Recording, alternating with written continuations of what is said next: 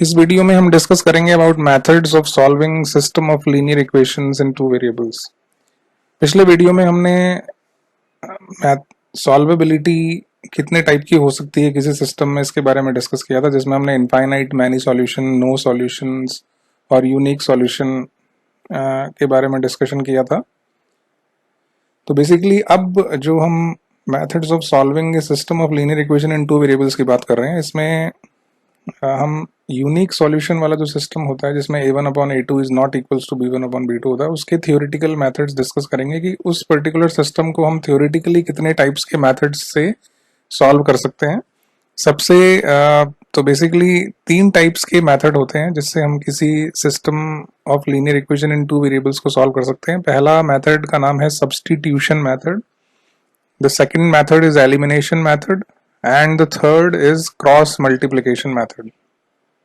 तो बेसिकली ये तीन थियोरेटिकल मेथड्स हैं जिससे अब जो आगे हम क्वेश्चंस करने वाले हैं वो इन्हीं तीनों मेथड्स की हेल्प से करेंगे। बेसिकली इस पूरे चैप्टर में ये तीन मेथड्स ही सारे के सारे यूनिक सॉल्यूशन वाले सिस्टम्स को सॉल्व करने में काम आएंगे। आगे जो हम वर्ड प्रॉब्लम्स करने वाले हैं उनमें भी हम इन्हीं तीनों में से कोई एक मेथड यूज करेंगे। बेसिकली आने हमें तीनों चाहिए। अगर वर्ड प्रॉब्लम आ रही है तो वर्ड प्रॉब्लम में हमें जो भी इनमें से इजी लगेगा हम उसको यूज कर लेंगे, लेकिन पॉइंट ये है कि हमें अगर किसी एक पर्टिकुलर मेथड से ही क्वेश्चन सॉल्व करने के लिए बोर्ड में दिया गया तो फिर ऐसा नहीं होना चाहिए कि हमें एक मेथड आता है और एक नहीं आता। ऑब्वियसली फ्रॉम बोर्ड पर्सपेक्टिव हमें तीनों मेथड्स अच्छी तरह से आने चाहिए। तो इस वीडियो में हम डिस्कस करेंगे अबाउट सब्स्टिट्यूशन मेथड।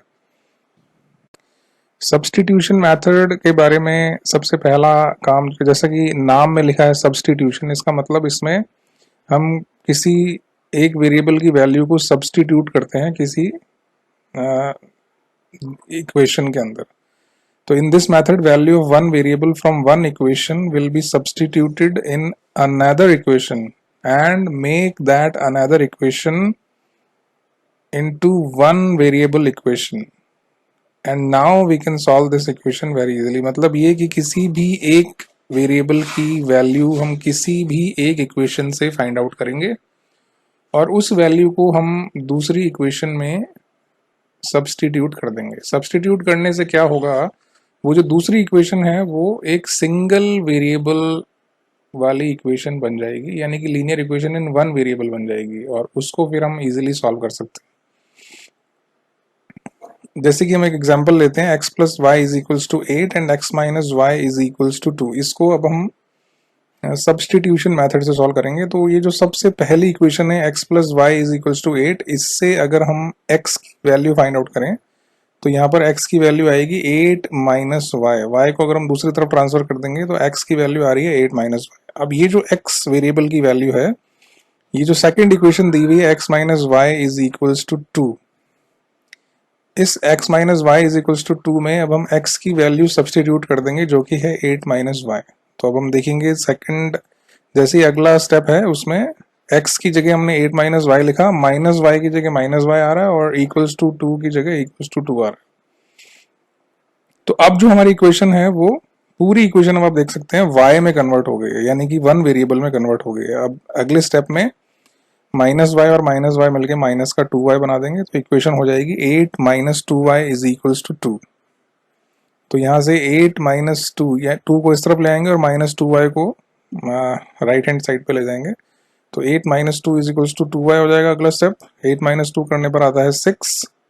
तो y की वैल्यू जो है वो 6 अपॉन 2, क्योंकि यहाँ 2 y से मल्टीप्लाई हो रहा है, दूसरी तरफ भेजेंगे तो डिवाइड में जाएगा, तो y की वैल्यू आ जाएगी 6 अपॉन 2 और 6 अपॉन 2 हमें पता है 3 के इक्वल होता है, तो इसका मतलब y इज इक्वल्स टू 3।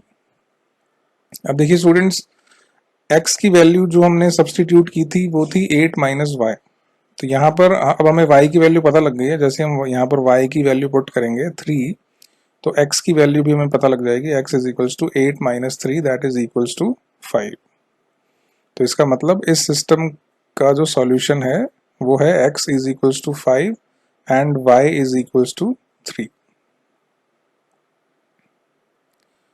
अब हम एक प्रैक्टिस क्वेश्चन करते हैं, इसमें हमें इस गिवन सिस्टम को सब्स्टिट्यूशन मेथड से सॉल्व करना है। तो यहाँ पर हम देख सकते हैं पहली इक्वेशन है सिस्टम में 2x plus y is equals to 7 and दूसरी इक्वेशन है 4x minus 3y plus 1 equals to 0। तो पहले तो हम यहाँ दोनों इक्वेशंस लिख देते हैं और ये हमारी फर्स्ट इक्वेशन है 2x plus Y equals to 7, दूसरी इक्वेशन है 4x minus 3y plus 1 equals to 0।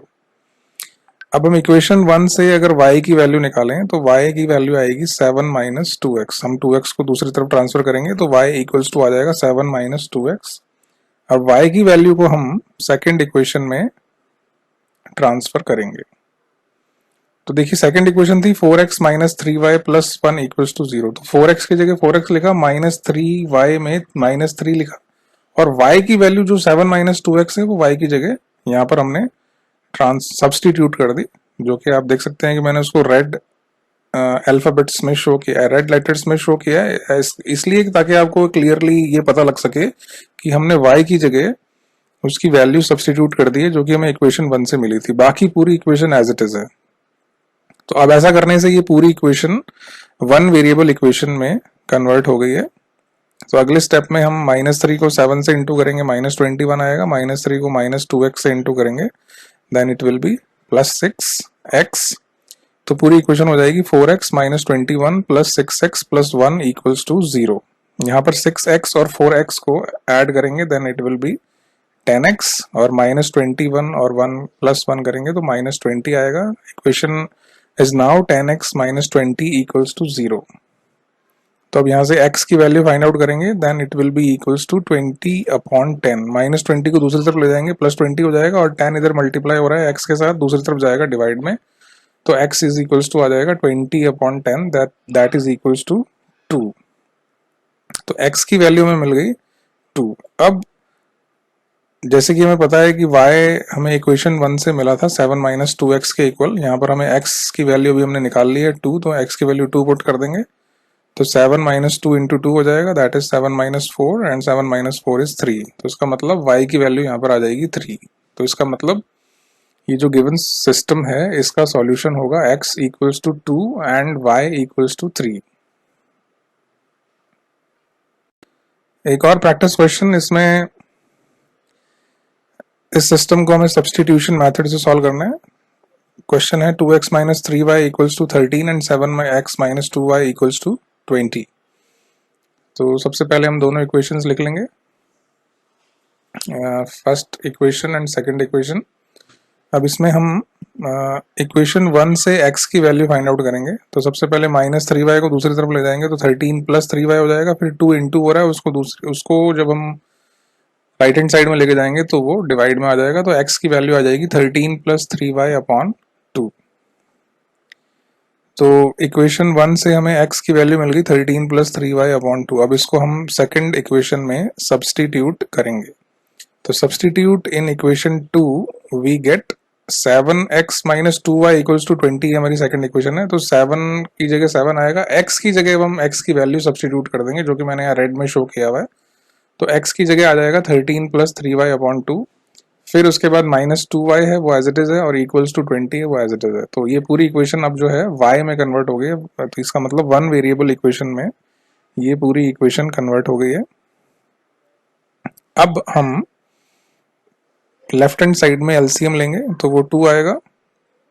2 LCM से जो हमारा लेफ्ट हैंड साइड है वो हो जाएगा 7 bracket 13 plus 3y minus 4y और इन सब के होल में अपॉन में आ जाएगा 2 एंड इक्वल्स टू 20। अब ये जो अपॉन में 2 है इसको अब हम राइट हैंड साइड में शिफ्ट कर देंगे तो 20 इंटू 2 हो जाएगा, दैट इज इक्वल्स टू 40। और जो लेफ्ट हैंड साइड है उसमें ब्रैकेट में 7 से इंटू करेंगे तो 7 into 13 is 91 and 7 into 3y is 21y। तो इक्वेशन हो जाएगी 91 plus 21y minus 4y equals to 40। 21 minus 4y करते हैं तो आता है 17 और 91 को अब हम राइट हैंड साइड में ट्रांसफर कर देंगे तो 40 माइनस 91 आ जाएगा। 40 में से 91 माइनस करेंगे तो वैल्यू आएगी माइनस 51। अब 17y is equals to minus 51 आ गया, तो अब हम 17 जो मल्टीप्लाई में है y के साथ उसको दूसरी तरफ ट्रांसफर करेंगे तो डिवाइड में आ जाएगा, तो y की वैल्यू आ जाएगी minus 51 upon 17, then that is equals to minus 3। तो y की वैल्यू हमें पता लग गई, दैट इज -3। अब हमें इक्वेशन 1 से जो x की वैल्यू मिली थी दैट इज 13 + 3y/2। यहाँ पर y की वैल्यू -3 पुट कर देंगे, तो 13 + 3 इंटू -3/2 आ जाएगा, दैट इज 13 - 9/2, जो कि होता है 4/2। और 4 को 2 से डिवाइड करते हैं तो वैल्यू आ जाती है 2। इसका मतलब इस सिस्टम का सॉल्यूशन होगा x equals to 2 and y equals to -3। एक और क्वेश्चन लेते हैं स्टूडेंट्स सब्स्टिट्यूशन मेथड पे। इसमें हमें सिस्टम दिया है 47x + 31y equals to 63 and 31x + 47y equals to 15। तो इन दोनों को हमने इक्वेशंस को लिखा। इन दोनों इक्वेशंस में स्टूडेंट्स एक बात आप नोट कर सकते हैं कि फर्स्ट इक्वेशन में x और y के जो कोफिशिएंट्स हैं सेकंड इक्वेशन में वो इंटरचेंज हो रहे हैं, यानी कि जो x का कोफिशिएंट इक्वेशन 1 में था वही कोफिशिएंट सेकंड इक्वेशन में y का हो गया, और जो y का कोफिशिएंट इक्वेशन 1 में है वही इक्वेशन 2 में x का कोफिशिएंट हो गया है। तो ऐसे क्वेश्चंस जिसमें कोफिशिएंट्स आपस में इंटरचेंज करते हैं उनको करने का एक स्पेशल मेथड होता है। इसमें हम सबसे पहले क्या करते हैं, इक्वेशन 1 और 2 को हम पहले ऐड कर लेते हैं। तो 47x और 31x ऐड हो जाएंगे, ऐसे ही 31y और 47y भी ऐड हो जाएंगे, और जो राइट हैंड साइड है 63 और 15 वो भी ऐड हो जाएंगे। तो 47 और 31 ऐड करने पर आता है 78x, और 31 + 47 ऑब्वियसली वो भी 78 आएगा। तो 78x + 78y = 78 बन जाएगा। इससे हमें लेफ्ट हैंड साइड में 78 कॉमन ले लेंगे, तो 78 × x + y = 78 आ गया। इससे x + y की वैल्यू आ जाएगी 78/78, दैट इज इक्वल्स टू 1। तो ये अब हमारी इक्वेशन नंबर 3 हो जाएगी, दैट इज x + y = 1। ऐसे ही अब हम जो इक्वेशन 2 और इक्वेशन 1 है उसमें से अब हम इक्वेशन 1 में से इक्वेशन 2 को सबट्रैक्ट कर देंगे। तो यानी कि हमने क्या किया, एक बार तो हमने 1 और 2 इक्वेशन को ऐड किया, उससे हमें इक्वेशन मिल गई x + y = 1। अब हम सेकंड इक्वेशन को फर्स्ट में से सबट्रैक्ट कर रहे हैं, तो आएगा 47 - 31 × x + 31 - 47 × y, और जो राइट हैंड साइड है 63 और 15, उसमें 63 में से 15 माइनस हो जाएगा। तो ऐसा करने से 16x - 16y = 48 आ जाएगा। अब दोनों में से 16 कॉमन आ रहा है लेफ्ट हैंड साइड में, तो x - y = आ जाएगा 48/16, दैट इज इक्वल्स टू 3। ये हमारी फोर्थ इक्वेशन है। बेसिकली स्टूडेंट्स क्या है कि जो फर्स्ट और सेकंड इक्वेशन थी उसमें जो कोफिशिएंट्स थे वो काफी बड़े थे, उनको हम वैसे डायरेक्टली सब्स्टिट्यूशन से भी सॉल्व कर सकते थे, लेकिन हमने उनको थोड़ा सा मॉडिफाई करके सिंपल इक्वेशंस बना लिए हैं। तो इक्वेशन 3 और इक्वेशन 4 को अगर आप देखेंगे तो उसमें x और y के जो कोफिशिएंट्स हैं वो बिल्कुल सिंपल 1 और 1 है। तो थर्ड इक्वेशन है x + y = 1, और फोर्थ इक्वेशन है x - y = 3। अब हम थर्ड और फोर्थ को सॉल्व करेंगे with the help of substitution. तो नेक्स्ट पेज पे ये जो थर्ड इक्वेशन है और फोर्थ इक्वेशन इनको लिख लेंगे। अब हम यहाँ क्या करेंगे, फोर्थ इक्वेशन से x की वैल्यू फाइंड आउट करेंगे, तो वो आएगी 3 + 5। ऐसा नहीं है कि स्टूडेंट हर बार ऊपर वाली इक्वेशन से ही वेरिएबल की वैल्यू लिखनी होती है, हम नीचे वाली इक्वेशन या सेकंड इक्वेशन से भी किसी वेरिएबल की वैल्यू फर्स्ट इक्वेशन में पुट कर सकते हैं। तो यहाँ हमने फोर्थ इक्वेशन से x की वैल्यू निकाली, तो वो आई 3 + y। अब ये जो x की वैल्यू है इसको अब हम थर्ड इक्वेशन में सब्स्टिट्यूट कर देंगे। तो x + y = 1 है थर्ड इक्वेशन, तो x की जगह आ जाएगा 3 + y, जो कि मैंने रेड कलर में शो किया है। तो 3 + y + y = 1 आ गया। अब हम यहाँ पर y और y को ऐड करेंगे तो 2y आ जाएगा, तो 3 + 2y = 1 आ गया। तो इससे 2y की वैल्यू आ जाएगी 1 - 3, 1 - 3 होता है -2, तो y आ जाएगा -2/2, दैट इज इक्वल्स टू -1। तो यहाँ पर हमें अब पता है कि x जो है वो 3 + y है, हमें फोर्थ इक्वेशन से x की वैल्यू 3 + y मिली थी। तो यहाँ y की जगह जैसे हम -1 पुट करेंगे तो x की वैल्यू आ जाएगी 3 - 1, दैट इज इक्वल्स टू 2। तो इसका मतलब ये हुआ कि ये जो सिस्टम था उसका सॉल्यूशन मिल गया। उसका सॉल्यूशन है x = 2 एंड y = -1। तो I think students substitution method अब आपको इजीली समझ में आ गया होगा। तो इस वीडियो में हम इतना ही करते हैं। इसके बाद वाला अगला मेथड हम डिस्कस करेंगे इन द नेक्स्ट वीडियो।